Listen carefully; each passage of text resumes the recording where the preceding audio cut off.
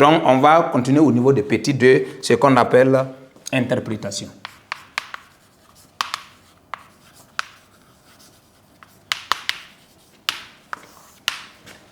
Oui, au niveau de l'interprétation, qu'est-ce qu'on va dire? C'est ce que je viens de dire. Voilà, après l'explosion, il y a des corps qui ont disparu et puis il y a des corps qui se sont formés. Voilà, c'est juste ça, ce qu'on va essayer ce qu'on va dire. Donc, les corps qui ont disparu, puisque après l'explosion, il n'y a plus de dihydrogène et de dioxygène dans le bocal. Donc, ça veut dire que le dihydrogène et le dioxygène là ont disparu. Voilà, maintenant, quel est le produit qu'on obtient par rapport à ça, après l'explosion de ces deux gaz? Ça veut dire qu'au niveau, au niveau des parois du tube, on observe des gouttelettes d'eau. Voilà, donc ça veut dire que le produit, pourtant au départ, on n'avait pas de gouttelettes d'eau, donc ça veut dire que le produit final, là, on obtient des gouttelettes d'eau. Donc si on obtient de l'eau, voilà, il s'agit de ce qu'on appelle de la synthèse de l'eau, qui consiste à retrouver l'eau au niveau du produit final. Donc, on va noter au niveau de petit 2, l'explosion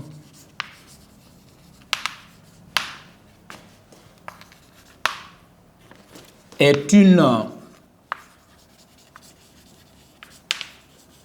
combustion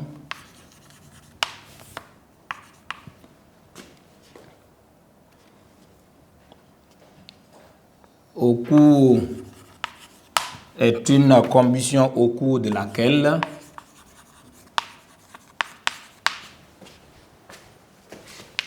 le dihydrogène et le dioxygène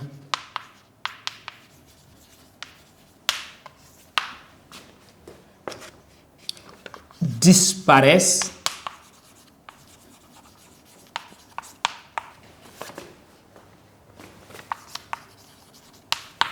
pour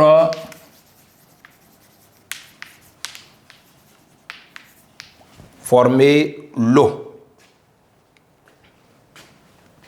Maintenant, ce que vous devez retenir également concernant cette propriété de l'expérience, cette combustion est exothermique.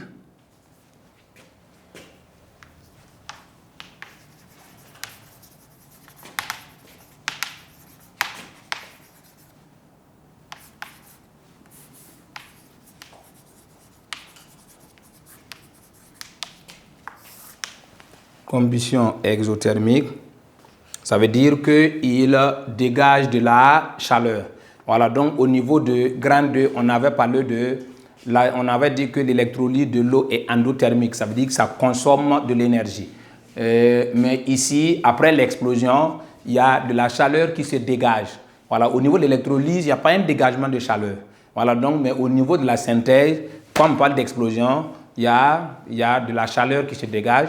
Mais il ne faut pas oublier que la chaleur, c'est de l'énergie qu'on vient de calculer au niveau de la quantité de chaleur reçue par l'eau. Voilà, donc ici, cette réaction-là est exothermique car elle dégage beaucoup de chaleur. Donc ici, en conclusion, qu'est-ce qu'on peut retenir au niveau de petit 3 conclusion? En petit 3, qu'est-ce qu'on peut retenir? On peut dire que la synthèse de l'eau est une réaction chimique, voilà, qui permet d'obtenir de l'eau. Voilà, donc en utilisant le dihydrogène et le dioxygène. Voilà, donc on va noter ça pour toujours. Donc ici, petit 3, on va voir ce qu'on appelle conclusion. Voilà, qu'est-ce qu'on peut conclure?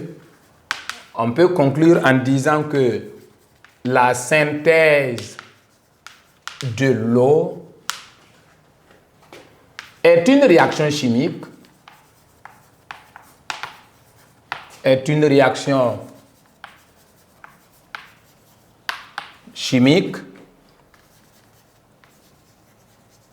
au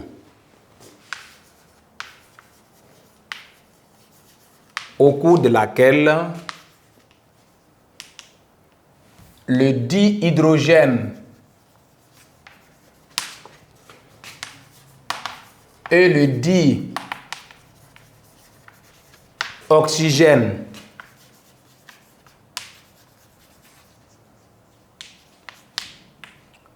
disparaissent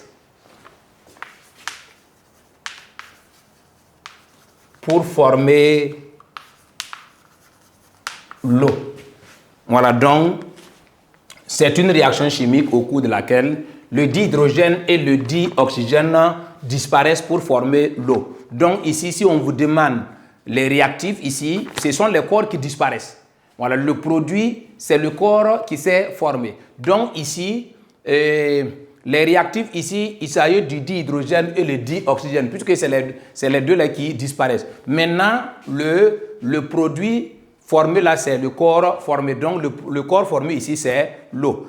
Il ne faut pas mélanger avec le grand 1. Le grand 1, on a dit que le réactif est l'eau. Et le produit formé, c'est le dioxygène et le dihydrogène. Voilà, donc il ne faut pas mélanger. En réalité, ce sont des réactions qui sont inverses. Voilà, donc il ne faut pas mélanger les deux. Voilà, il faut surtout comprendre. Donc ici, en termes de résumé, les réactifs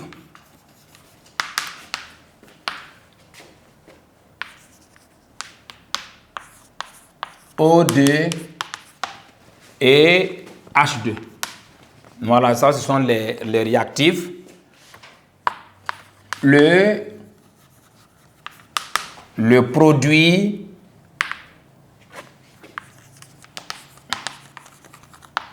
est l'eau.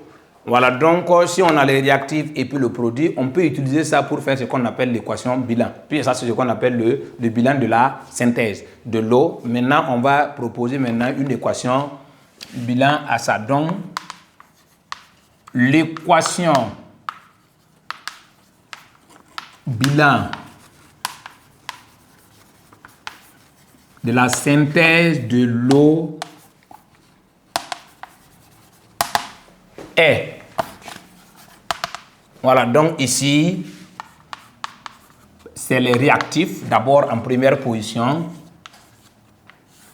Et puis, on obtient de l'eau. Voici l'équation de la synthèse de l'eau. Mais je vous ai dit, une équation doit être équilibrée. Si ce n'est pas équilibré, ce n'est pas une équation. Voilà, donc si vous donnez ça à l'examen ou bien lors d'un devoir, normalement on donne 0. Voilà, ça veut dire qu'une équation doit être équilibrée. Maintenant, équilibré, ça veut dire qu'on doit placer des coefficients pour pouvoir équilibrer les éléments chimiques. Donc ici, on va commencer à équilibrer les atomes d'oxygène. Ici, côté réactif, on a 2 atomes d'oxygène. Côté produit, on a 1 atome d'oxygène. Ici, on a 2. Ici, on a 1 atome d'oxygène. On doit placer des coefficients pour équilibrer l'élément oxygène. Donc ici, on a 2 atomes d'oxygène et puis 2 atomes d'oxygène côté produit. Donc, en termes d'oxygène, en termes d'élément oxygène, c'est déjà équilibré. Donc, on va passer maintenant à équilibrer l'élément hydrogène. Voilà, donc côté réactif, on a 2 atomes d'hydrogène. Côté produit, il ne faut pas oublier ça. Le coefficient qu'on vient de mettre là multiplie également. Donc, ça fait 2 fois 2, ça donne 4. Donc, 4H. Ici, on a 2H. Donc, il faut multiplier par 2. Voilà, donc voici ce qu'on appelle l'équation bilan de la synthèse de l'eau. Donc, c'est une équation que vous devez garder pour toujours. Voilà, donc, voici ce qu'on peut retenir concernant l'équation bilan. Maintenant, on va passer maintenant à la définition. C'est bien vrai que c'est déjà dit. On a dit que la synthèse de l'eau est une réaction chimique au cours de laquelle le dihydrogène et le dioxygène disparaissent pour former l'eau. Ça, c'est en même temps sa définition. Maintenant, si vous voulez aussi, on peut dégager encore une autre définition. Voilà. Si vous estimez que cette définition est facile à retenir, vous gardez ça. Maintenant, ce que je vais proposer également, si vous estimez que cette définition également est simple à retenir, de toute façon, vous avez 2 choix. Voilà, donc on va proposer une définition, voilà, autre que cette définition. Ça l'élève de voir, voilà, quelle est la définition, bon, selon lui, qui est facile à retenir. Donc, qu'est-ce qu'on peut proposer? Une définition à part ça, on peut dire que la synthèse de l'eau est la reconstitution de l'eau à partir du dihydrogène et du dioxygène. Voici ce qu'on peut retenir concernant la définition voilà, outre que cette définition-là. Maintenant, c'est à l'élève de voir, hein, voilà, mais l'ordre de voir, il ne faut pas donner les deux. Voilà, tu choisis une définition et puis tu donnes. Voilà, donc ici, ce qu'on peut, c'est définition. Donc, la synthèse de l'eau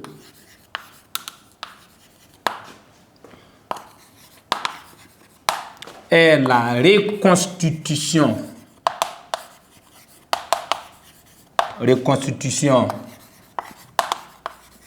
de l'eau à partir de ces différents